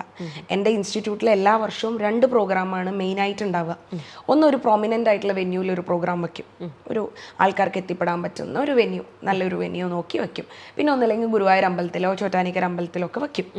അതേ ഉള്ളൂ. ദാറ്റ് ഡസൻ മീൻ എൻ്റെ കുട്ടികൾക്ക് എവിടെയും ചെയ്യാൻ പാടില്ല എന്നല്ല. അവരുടെ കൊച്ചു അമ്പലങ്ങളിലൊക്കെ പ്രോഗ്രാം അവർ ചെയ്യണം. അവർ പഠിക്കുന്നത് എന്തിനാ പിന്നെ ഉറപ്പായിട്ടും ചെയ്ത് ആ പേടിയും ആ ഭയവും സ്റ്റേജിലേക്ക് വരുമ്പോൾ ഉള്ള ഒരു വെപ്രാളമൊക്കെ മാറണം. മാറി വന്ന് ഇവരിത്രയും പഠിച്ച് ഒരു 5 വർഷം അല്ലെങ്കിൽ 4 വർഷം, പിന്നെ ചില കുട്ടികൾ വേഗം ക്യാച്ച് ചെയ്യും, പെട്ടെന്ന് പഠിക്കും, അതിൻ്റെ എസൻസോടുകൂടി പഠിക്കും. ചില കുട്ടികൾ സമയമെടുക്കും. ടീച്ചർക്കും ക്ഷമ വേണം. കണ്ടില്ലേ, നിന്റെ ബാച്ചിൽ പഠിച്ചവളാ, അവൾ എത്ര വേഗം കഴിഞ്ഞു, ഒരിക്കലും പറയാൻ പാടില്ല. ഞാനൊരു സ്ലോ ലേണറാണ്, അതുകൊണ്ട് ഞാൻ പറയേയില്ല. ക്ഷമ ഉണ്ടാവണം. ആ കുട്ടി എപ്പോൾ ആയിന്ന് നമുക്ക് തോന്നുന്നു, കുട്ടിക്ക് തോന്നുന്നു, അതൊരു വലിയ നല്ലൊരു മൊമെൻ്റാണ്. അതിൻ്റെ അർത്ഥം ആ ടീച്ചറും കുട്ടിയും തമ്മിലുള്ള റാംപോയെ വളരെ മനോഹരമാണെന്നുള്ളതാണ്. അങ്ങനെ തോന്നുന്ന നിമിഷം ഈ അരങ്ങേറ്റം വെക്കണം. ഒരു കച്ചേരി സമ്പ്രദായത്തിൽ ഓർക്കസ്ട്രയൊക്കെ വെച്ചിട്ട് പക്കമേളത്തിൻ്റെ ഹെൽപ്പോട് കൂടിയിട്ട് ഒരു ജോയിൻ വർക്കായിട്ട് ഒരു മണിക്കൂർ 1.5 മണിക്കൂർ ഒരു കുട്ടി കച്ചേരി ചെയ്യുമ്പോൾ ആ കുട്ടിക്കൊരു ഉണ്ടാവുന്ന ഒരു ആത്മനിർവൃതി ഉണ്ടാവും. ആ സ്റ്റേജിൽ നിന്ന് ഇറങ്ങുമ്പോൾ ഉണ്ടാവുന്ന ഒരു സന്തോഷം ഉണ്ടാവും. അതെല്ലാം നീറ്റായി പെർഫെക്റ്റ് ആവുന്നല്ല, പക്ഷെ ആ കുട്ടി നന്നായി പഠിച്ചു. ഒരു പെർഫോമൻസ് എന്ന് പറയുന്നത് അന്നത്തെ ദിവസത്തെ, അതിപ്പോൾ 10 വർഷം പഠിച്ചവരായിക്കോട്ടെ, 20 വർഷം പഠിച്ചവരായിക്കോട്ടെ, 2 വർഷം പഠിച്ചവരായിക്കോട്ടെ, അത് ആ ദിവസം നടക്കുന്ന ഒന്നാണ്. ആ ദിവസം എങ്ങനെ വേണമെങ്കിലും ആവാം. നമുക്കറിയില്ല, ഇപ്പോൾ ആർട്ടിസ്റ്റുകളുടെ നന്മയാണോ അത് ശാപമാണോ എന്നറിയില്ല. നമ്മൾ തൊട്ട് മുന്നേ ആയിരിക്കും നമ്മൾ വേണ്ടപ്പെട്ട ഒരാളുടെ വിയോഗ വാർത്ത അറിയുന്നത്, അല്ലെങ്കിൽ വളരെ സന്തോഷിക്കുന്ന ഒരു വാർത്ത അറിയുന്നത്. 5 മിനിറ്റ് കഴിഞ്ഞ് നമ്മൾ സ്റ്റേജിൽ കയറിയിട്ട് ഇപ്പോൾ സന്തോഷ വാർത്ത അറിയാണ്, നമ്മൾ ഇന്ന സ്ഥലത്ത് ജോലി നമുക്ക് ഓക്കെ ആയി, നല്ല ഹാപ്പി ആയിട്ടായിരിക്കണേ. നമ്മൾ ചെയ്യുന്ന ഒരു ഐറ്റം അൾട്ടിമേറ്റ് വിരഹമാണെങ്കിലോ, അതെ അല്ലേ, നമ്മൾ എന്തെങ്കിലും ഒരു വളരെ സങ്കടപ്പെട്ട വാർത്ത അറിയാണ്, നമ്മൾ സ്റ്റേജിൽ കയറിയിട്ട് ചെയ്യാൻ പോകുന്നത് വളരെ ശൃംഗാരാത്മകമായിട്ടുള്ള എന്തെങ്കിലും ആയിരിക്കും. അത് ആർട്ടിസ്റ്റുകളുടെ ഒരു അവസ്ഥയാണ്. അപ്പോൾ അതൊക്കെ ഡിപ്പെൻഡ് ചെയ്യും, ആ ഒരു ദിവസത്തെ ഡിപ്പെൻഡ് ചെയ്തിരിക്കും. അങ്ങനെ ഒരു ദിവസം അതിപ്പോൾ നിങ്ങളുടെ അരങ്ങേറ്റമായതുകൊണ്ട് നന്നാവാം, മോശമാവാം എന്നൊന്നുമില്ല. അപ്പോൾ അതാണ് അരങ്ങേറ്റം എന്ന് പറയുന്ന ഒരു കോൺസെപ്റ്റ്. ഓക്കെ ചേച്ചി, ഇത്രയും നേരം സംസാരിച്ചതിൽ വെച്ചിട്ട് ഇപ്പം കലയെ പറ്റിയിട്ടുള്ള ഒരു പോയിന്റ് ഓഫ് വ്യൂ ഇല്ലെങ്കിൽ അത് പെർസ്യൂ ചെയ്ത രീതിയെല്ലാം ഭയങ്കര ഡിഫറെൻ്റ് ആണ്. ഞാനിപ്പോൾ സംസാരിച്ചിട്ടുള്ളതായിട്ടുള്ള ഇല്ലെങ്കിൽ എനിക്ക് അറിയുന്ന, നമ്മളിപ്പോൾ സോഷ്യൽ മീഡിയയിലൊക്കെ നമ്മൾ പല ഡാൻസ് ടീച്ചേഴ്സിനെ ഇല്ലെങ്കിൽ ഡാൻസിൽ തന്നെ ഇതായിട്ട് നിൽക്കുന്ന ഒരുപാട് ആൾക്കാരെ ഫോളോ ചെയ്യുന്നതും അവരുടെ സംസാരങ്ങളൊക്കെ നമ്മൾ കേൾക്കുന്നതാണല്ലോ. അപ്പോൾ ഭയങ്കര ഡിഫറെൻ്റ് ആണ്. അതുകൊണ്ട് ഞാൻ തുറന്ന് ചോദിക്കാൻ ആഗ്രഹിക്കുകയാണ്, ഇപ്പം ഞാൻ ഡാൻസ് പഠിക്കുന്ന സമയത്താണെങ്കിലും എൻ്റെ കൂടെയുള്ള കുട്ടികൾ, ഇപ്പോൾ ക്ലാസ്സിലുള്ള ചില കുട്ടികൾ, ഇല്ലെങ്കിൽ ഞാനിപ്പോൾ ഡാൻസ് അതിന് പഠിച്ചതിന് ശേഷം ചില സ്ഥലത്ത് ഇങ്ങനെ പെർഫോം ചെയ്യുമ്പോഴൊക്കെ ആണെങ്കിലും, ഇല്ലെങ്കിൽ ഇപ്പോൾ കോളേജിലൊക്കെ പോയി PG പഠിക്കുന്ന സമയത്തൊക്കെ പല കുട്ടികളും ഇങ്ങനെ, എൻ്റെ ഫ്രണ്ട്സൊക്കെ തന്നെ പറഞ്ഞിട്ടുണ്ട്, ഇവർക്ക് ഡാൻസ് പഠിക്കാൻ ഭയങ്കര ഇഷ്ടമായിരുന്നു, ഡാൻസ് ഭയങ്കര ഇഷ്ടമാണ്, പക്ഷെ അവർക്ക് അതിനുള്ള സാമ്പത്തിക സ്ഥിതി ഇല്ലാത്തതുകൊണ്ട് പഠിക്കാൻ പറ്റിയിട്ടില്ല. എന്ന കാര്യം ഇതിൻ്റെ കോസ്റ്റ്യൂം, ഓർണമെൻറ്റ്സ്, മേക്കപ്പ് എല്ലാം ഭയങ്കര എക്സ്പെൻസീവ് ആണ്. ഒരു സ്ഥലത്ത് പെർഫോം ചെയ്യാൻ ഇല്ലെങ്കിൽ പോകാനൊക്കെ ഇതെല്ലാം എക്സ്പെൻസീവ് ആയതുകൊണ്ട് ഡാൻസ് പഠിക്കാൻ പോവാതിരിക്കുന്നതുണ്ട്. അപ്പോൾ സാമ്പത്തികത്തിൻ്റെ അപ്പുറത്തേക്ക്, ഇല്ലെങ്കിൽ നമ്മൾ ഇതെല്ലാം ചെയ്ത് പെർഫോം ചെയ്യുന്നതിനപ്പുറത്തേക്ക് ആ ഒരു കല പഠിക്കാൻ വേണ്ടിയിട്ട് ഇപ്പോൾ ചേച്ചി എടുത്ത് വരാൻ ആഗ്രഹമുണ്ട്. ഒരുപാട് സാമ്പത്തിക സ്ഥിതി ഉള്ള ഒരാളല്ലെങ്കിൽ അതിനുള്ളൊരു ഓപ്ഷൻ ഉണ്ടോ? തീർച്ചയായിട്ടും വളരെയധികം സാമ്പത്തികമായി പിന്നോക്കം നിൽക്കുന്നവരെ നമ്മൾ പഠിപ്പിക്കുന്നുണ്ട്. പക്ഷെ എല്ലാവരെയും നമുക്ക് അങ്ങനെ പഠിപ്പിക്കാനും പറ്റില്ല, ടു ബി ഫ്രാങ്ക്. അപ്പോൾ എനിക്ക് വളരെ സോഫ്റ്റായിട്ട് ഇൻ്റർവ്യൂവിന് വേണമെങ്കിൽ വളരെ ബുദ്ധിമുട്ടുള്ള എല്ലാവരെയും പഠിപ്പിക്കും. ഇല്ല, ഞാനൊരു ബിസിനസ് വുമൺ അല്ല, ഞാനൊരു കലാകാരിയാണ്. എനിക്ക് ഡാൻസ് പഠിപ്പിച്ചും വർക്ക്ഷോപ്സ് എടുത്തും പെർഫോം ചെയ്തിട്ടുമാണ് എൻ്റെ കുടുംബം ഞാൻ റൺ ചെയ്യുന്നത്. അപ്പോൾ തികച്ചും അർഹതയുള്ളവരെ നമ്മൾ, അതിപ്പോൾ തുടക്കം മുതൽ ഒടുക്കം വരെ എന്നുള്ളതല്ല, നമ്മളങ്ങനെ ഉറപ്പായിട്ടും സപ്പോർട്ട് ചെയ്യാറുണ്ട്. ഇപ്പോൾ നമ്മുടെ ഇൻസ്റ്റിറ്റ്യൂട്ടിൽ തന്നെ പെർഫോം ചെയ്യുമ്പോൾ അതിനിപ്പോൾ ഒരു വീട്ടിൽ നിന്ന് 3 പേര് പഠിക്കുന്ന ഒരു ഇതുണ്ട്, അമ്മയും 2 മക്കളും പഠിക്കുന്ന ഒരു പാറ്റേൺ ഉണ്ട് എൻ്റെ ഇൻസ്റ്റിറ്റ്യൂട്ടിൽ. അങ്ങനെ ഒരു 3-4-5 പേരുണ്ട്. അവരുടെ അടുത്ത് നിന്നൊക്കെ വരുമ്പോൾ, നമ്മൾ പ്രോഗ്രാമിന് വരുമ്പോൾ നമ്മൾ ഒരാളുടെ ഫീസ് വാങ്ങില്ല, ഡാൻസ് ക്ലാസ്സിൽ വരുമ്പോഴും വാങ്ങിക്കില്ല. നമുക്കറിയാം അതിൻ്റെ ബുദ്ധിമുട്ട്. അപ്പോൾ പക്ഷേ കോസ്റ്റ്യൂംസും ഓർണമെൻറ്റ്സും ഒക്കെ എന്ന് പറയുമ്പോൾ യു ഹാവ് ഓപ്ഷൻസ്. ഇപ്പോൾ റെൻറ്റലൊക്കെ ഉണ്ട്. പിന്നെ അതെ, തീർച്ചയായിട്ടും. അപ്പോൾ വളരെ ബഡ്ജറ്റ് ഫ്രണ്ട്ലി ആയിട്ട് ചെയ്യാൻ പറ്റും. പക്ഷെ ഒരു കാര്യം ഇതിൽ എനിക്ക് പറയാനുള്ള ഒരു കാര്യം, ഈ ഒരു ഡാൻസ് പഠിപ്പിക്കുക അല്ലെങ്കിൽ ഡാൻസ് ടീച്ചർ സ്റ്റേജ് കയറ്റുക എന്ന് പറയുന്നതും അവരും അതിന് റെമ്യൂണറേഷൻ അർഹിക്കുന്ന ഒരു ജോലിയാണ്. ഉറപ്പായിട്ടും. തീർച്ചയായിട്ടും. ഇപ്പോൾ ഞാനൊരു വർക്ക്ഷോപ്പിൻ്റെ പോസ്റ്ററൊക്കെ ഇട്ട് കഴിഞ്ഞാൽ അതിൻ്റെ താഴെ വന്ന് ചോദിക്കുന്നവരുണ്ട്, ഈസ് ഇറ്റ് ഫ്രീ? ഓക്കെ. ഒരു വർക്ക്ഷോപ്പ് നമ്മൾ നടത്തുമ്പോൾ നമ്മളൊരു ഐറ്റം പഠിപ്പിക്കുകയാണ്. ആ ഐറ്റത്തിന് 4-5 ഓർക്കസ്ട്രക്കാർ വരും, റെക്കോർഡ് ചെയ്യണം, സ്റ്റുഡിയോ റെൻ്റ് ഉണ്ട്, മിക്സിംഗ് ഉണ്ട്. ഈ ഒരു പ്രോസസ്സിനൊക്കെ ഒരു 4 ലക്ഷം രൂപ അല്ലെങ്കിൽ 3 ലക്ഷം രൂപയൊക്കെ ചിലവ് വരും. ഇത്രയും ഐറ്റംസ് നമ്മൾ സെറ്റ് ചെയ്ത് വരുമ്പോൾ ഒരുപാട് ചിലവുള്ള കാര്യമാണ്. ആർട്ടിസ്റ്റുകളോട് നമുക്ക് പറയാൻ പറ്റുമോ, ചേട്ടനും ഞാനും ക്ലോസ് അല്ലേ, പൈസ വാങ്ങാതിരിക്കാൻ പറ്റും? ഒരിക്കലും പറ്റില്ല. അവരുടെ ഓരോ മിനിറ്റിനും വാല്യൂ ഉണ്ട്. ഇനി അതിരുന്ന് നമ്മൾ കോറിയോഗ്രാഫി ചെയ്യണം. ഇപ്പോൾ കൃഷ്ണൻ്റെ ഒരു ഐറ്റം നമ്മൾ സെറ്റ് ചെയ്യുമ്പോൾ എന്നും കൃഷ്ണൻ വെണ്ണ തിന്നുകൊണ്ടിരിക്കാൻ പറ്റില്ലല്ലോ, അല്ലേ? അപ്പോൾ എന്താണ് ആവർത്തന വിരസത എന്ന് പറയുന്ന ഒരു കാര്യം, റിപ്പറ്റേഷൻ. നമ്മൾ പുതിയതായിട്ട് എന്തെങ്കിലും ചിന്തിക്കുകയാണ്, അതിനെ നമ്മൾ വായിക്കാൻ എന്തെങ്കിലും വാങ്ങിക്കും, അല്ലെങ്കിൽ നമ്മൾ നമ്മുടെ സമയം സ്പെൻഡ് ചെയ്യും, നമ്മൾ യാത്ര ചെയ്യും, നമ്മൾ ആളുകളോട് സംസാരിക്കും. ഒരു അമ്പലത്തിൽ പോയി കഴിഞ്ഞാൽ ഞാൻ നേരത്തെ പറഞ്ഞ പോലെ നമ്മൾ അതിനെക്കുറിച്ചിട്ടൊക്കെ കാണാനും കേൾക്കാനും അറിയാനും ഐതിഹ്യമൊക്കെ വ്യത്യാസമായിട്ട് നമ്മൾ എന്തൊക്കെയാണ് അറിയാൻ ശ്രമിക്കും. എന്നിട്ട് നമ്മൾ ആ ഐറ്റം കമ്പോസ് ചെയ്യും. ഒരു ഐറ്റം ഇരുന്ന് കൊറിയോഗ്രാഫി ചെയ്യണ സമയത്ത് എല്ലാം ചിലപ്പോൾ ഒരു അരമണിക്കൂറിലൊന്നും റെഡിയാവില്ല, ദിവസങ്ങളെടുക്കും. അതിൻ്റെ ഒരു പോയിൻ്റ് എൻഡ് ചെയ്യാൻ, അതിൻ്റെ ക്ലൈമാക്സിന് വേണ്ടി നമ്മൾ തല പുകഞ്ഞ് ദിവസങ്ങളെടുക്കും. എന്നിട്ട് നമ്മൾ ഈ ക്യാപ്സ്യൂൾ പോലെ വർക്ക്ഷോപ്പ് 2 ദിവസത്തിൽ ഇത് മനസ്സിലാക്കിപ്പിക്കാൻ നോക്കും. അന്നത്തെ 2 ദിവസം കൊണ്ട് ആരും പഠിച്ചു തീരുമൊന്നുമില്ല, മനസ്സിലാക്കിപ്പിക്കാൻ നോക്കും. ഈ റെക്കോർഡിങ് കൊടുക്കും, നമ്മൾ ഈ പഠിപ്പിച്ചതിൻ്റെ വീഡിയോ കൊടുക്കും, ലിറിക്സും PDF ഒക്കെ കൊടുക്കും. എന്നിട്ട് നമ്മൾ തിരിച്ച് കേൾക്കുന്ന ചോദ്യമാണ്, is it free? No way, art is not free. ഇപ്പോൾ ഞാൻ എൻ്റെ ടീച്ചേഴ്സിൻ്റെ അടുത്ത് നിന്ന് പഠിക്കുന്നത് വെറുതെ അല്ല, ഞാൻ അവർക്ക് ഫീസ് കൊടുക്കുന്നുണ്ട്, അതിനുവേണ്ടി ഞാൻ യാത്ര ചെയ്യുന്നുണ്ട്, അല്ലേ? അപ്പോൾ ഇതെല്ലാം നമുക്ക് സ്പെൻഡിങ് വരുന്നൊരു കാര്യമാണ്. അപ്പോൾ ഒരിക്കലും ഒരു ടീച്ചറുടെ അടുത്ത് അങ്ങനെ ചോദിക്കരുത്, ഇത് ഫ്രീ ആണോ? പ്രോഗ്രാമിന് ഫ്രീ ആണോ? അല്ല, ഒന്നും ഫ്രീ അല്ല. നിങ്ങൾ കുട്ടികൾ സ്കൂളിൽ കൊണ്ട് ടേം ഫീസ് അടയ്ക്കുമ്പോൾ നിങ്ങൾ ചോദിക്കുന്നുണ്ടോ, ഈ ടേമിന് 3000 രൂപയാണോ ഫീസ്, എന്തെങ്കിലും കുറയ്ക്കാൻ പറ്റുമോ? ചോദിക്കോ? ഇല്ല, ചോദിക്കില്ല. എക്സാം ഫീ വരണം, ട്യൂഷൻ ഫീ, പ്രൊജക്ട് ചെയ്യാതിരുന്നോ കുഴപ്പമുണ്ടോ? ഇല്ല, അതൊന്നുമില്ല. അത് ഇതിലും ഉണ്ടാവരുത്. ആർട്സിനും എപ്പോഴും ഒരു ഡിഫറൻസ് ആയിട്ടാണ് കാണുന്നത്. അത് നിങ്ങൾ പഠിക്കുമ്പോൾ ഒന്നിനും പഠിക്കുകയാണ്, ഇറ്റ്സ് ലേണിംഗ്. പെർഫോം ചെയ്യാണ്. നിങ്ങൾ സ്പെൻഡ് ചെയ്ത് നിങ്ങളല്ലേ പെർഫോം ചെയ്യണേ, നിങ്ങൾ സ്പെൻഡ് ചെയ്തിട്ട് ടീച്ചർ കയറിയല്ലോ പെർഫോം ചെയ്യണേ. പിന്നെ നമുക്ക് ഒരുപാട് ഓപ്ഷൻസ് ഉണ്ട്. അതാണ് ഏറ്റവും ബ്യൂട്ടിഫുൾ ആയിട്ടുള്ള ഒരു കാര്യം. അതാണ് ഇപ്പോൾ ഒരു ടീച്ചറുടെ അടുത്ത് ജോയിൻ ചെയ്തു, അവിടെ കണ്ടിന്യൂ ചെയ്യണമെന്നുള്ളത് നിങ്ങളുടെ ഓപ്ഷനാണ്. ഈ പെർഫോമൻസ് ചെയ്യണമെന്നുള്ളത് നിങ്ങളുടെ ഓപ്ഷനാണ്. ആരെയും ഒന്നിനും നമ്മൾ ആരും ഫോഴ്സ് ചെയ്യുന്നില്ല. സത്യം. ഞാൻ ഇപ്പം സ്കൂളിൽ പഠിക്കുന്ന സമയത്ത് ഈ പറഞ്ഞ പോലെ ഞാനും ഭയങ്കര സാമ്പത്തികമായിട്ട് മുന്നോട്ടൊന്നും അല്ലായിരുന്നു. അമ്മയ്ക്കായിരുന്നു ഏറ്റവും ആഗ്രഹം. ടീച്ചർ പറഞ്ഞ പോലെ തന്നെ എൻ്റെ ഞാനും ചേട്ടനും പഠിക്കുന്നുണ്ട്. അപ്പോൾ ഈ പറയുന്ന പോലെ ഒരുപാട് എക്സ്പെൻസ് ആവുമല്ലോ. പിന്നെ ഈ ഓർണമെന്റ്സിലൊക്കെ മാറ്റം വരും. ഇപ്പം ആദ്യം വാങ്ങിക്കുന്ന ഓർണമെന്റ്സ് അല്ല, ഒരു 3 years കഴിഞ്ഞപ്പോൾ ആ സമയത്ത് മറ്റേ വൈറ്റ് സ്റ്റോൺ വെച്ചിട്ടുള്ള ഓർണമെന്റ്സ് അപ്പോഴാണ് വരുന്നത്. അപ്പോൾ കംപ്ലീറ്റ്ലി ചേഞ്ച് ചെയ്യണം. കുട്ടികൾക്കും ഇഷ്ടം, നമുക്ക് നേരെ അത് വാങ്ങണം, വൈറ്റ് സ്റ്റോൺസിനെ വാങ്ങണം. ഡ്രസ്സിന്റെ പാറ്റേൺ മാറി തുടങ്ങി. ആദ്യം ഈ ഒരു രീതിയിലുണ്ടായിരുന്ന സാരി പോലെ ഉണ്ടായിരുന്നത് മാറിയിട്ട് മൺചിത്രത്താഴിലെ ശോഭന യൂസ് ചെയ്യുന്ന പോലത്തെ കച്ച പോലെയായി. അപ്പൊ ആ ഒരു കോസ്റ്റ്യൂം വേണം. പിന്നെ മത്സരങ്ങൾക്ക് പോകുമ്പോൾ എടുക്കുന്ന ഐറ്റം ദേവിയുടെ ഒരു സ്തുതിയാണെന്നുണ്ടെങ്കിൽ റെഡ് കളർ, അങ്ങനെ ഇഷ്ടംപോലെ പൈസ ചിലവേ വരുന്ന സമയത്ത് ഞാൻ +2 ഒക്കെ പഠിക്കുന്ന സമയത്താണെന്ന് തോന്നുന്നു, ആ വട്ടം പുതിയ ഐറ്റം എല്ലാവരും കലോത്സവത്തിന് പോകാൻ നേരത്ത്, ജില്ലയിൽ പോകുന്ന നേരത്ത് എല്ലാവരും പുതിയ ഐറ്റം പഠിക്കുക. അപ്പോൾ ആ സമയത്ത് അമ്മ ഇങ്ങനെ എൻക്വയറി ചെയ്തപ്പം നല്ല എമൗണ്ട് ആണെന്തോ 20,000 അറൗണ്ട് വേണം ഒരു ഐറ്റം പഠിക്കുന്നതിന്, പുതിയൊരു ഐറ്റം പഠിക്കുന്നതിന്. അപ്പോൾ പുതിയ ഐറ്റം പഠിക്കാൻ പറ്റില്ല. ഞാൻ പറഞ്ഞു, അമ്മ കുഴപ്പമില്ല, പഴയ ഐറ്റം കളിക്കുന്നത് ഭംഗിയുണ്ടെങ്കിൽ നമുക്ക് കിട്ടുമല്ലോ. അപ്പോൾ ആ സമയത്ത് ഒരു ഐറ്റം ആയിരുന്നു തോന്നുന്നു, പാതാളവാസൻ. അത് അന്നിങ്ങനെ ഞാൻ വീഡിയോ കണ്ട്, ഏതോ ഒരു ചേച്ചി കളിക്കുന്ന വീഡിയോ കണ്ട് അത് നോക്കി. അപ്പോൾ ഓൾറെഡി കുറച്ച് എനിക്ക് പഠിച്ച അറിവുണ്ട്, അതൊക്കെ വെച്ച് കളിക്കുന്നത് കൊള്ളായിരുന്നത് കൊണ്ട് മാത്രം ഫസ്റ്റ് ഒന്നും അല്ലെങ്കിൽ പോലും 3rd കിട്ടി. മതി, നമുക്ക് സന്തോഷമായില്ലോ. നമുക്ക് സന്തോഷമായി, നമുക്ക് പെർഫോം ചെയ്യാൻ പറ്റിയെന്നുള്ളതാണ്. അപ്പൊ അങ്ങനത്തെ ഓപ്ഷൻസ് ഒരുപാട് കുട്ടികൾക്കുണ്ട്. തീർച്ചയായിട്ടും. പക്ഷെ കുറെ ആൾക്കാർ ഇപ്പോഴും അയ്യോ ഡാൻസ് പഠിക്കാൻ മക്കളെ വിടണമെങ്കിൽ ഭയങ്കര ഒരുപാട് പൈസയാകും എന്ന് വിചാരിക്കുന്ന ആൾക്കാരുണ്ട്. അപ്പൊ അവർക്കും ഈ ഒരു ഇന്റർവ്യൂവിൽ അത് മനസ്സിലാവും. എന്തായാലും എല്ലാത്തിനും അതിൻ്റെതായിട്ടുള്ള എക്സ്പെൻസ് ഉണ്ട്. ഇപ്പോൾ ഡാൻസ് പഠിച്ചുകൊണ്ട് അത് കൂടാനൊന്നും പോകുന്നില്ല.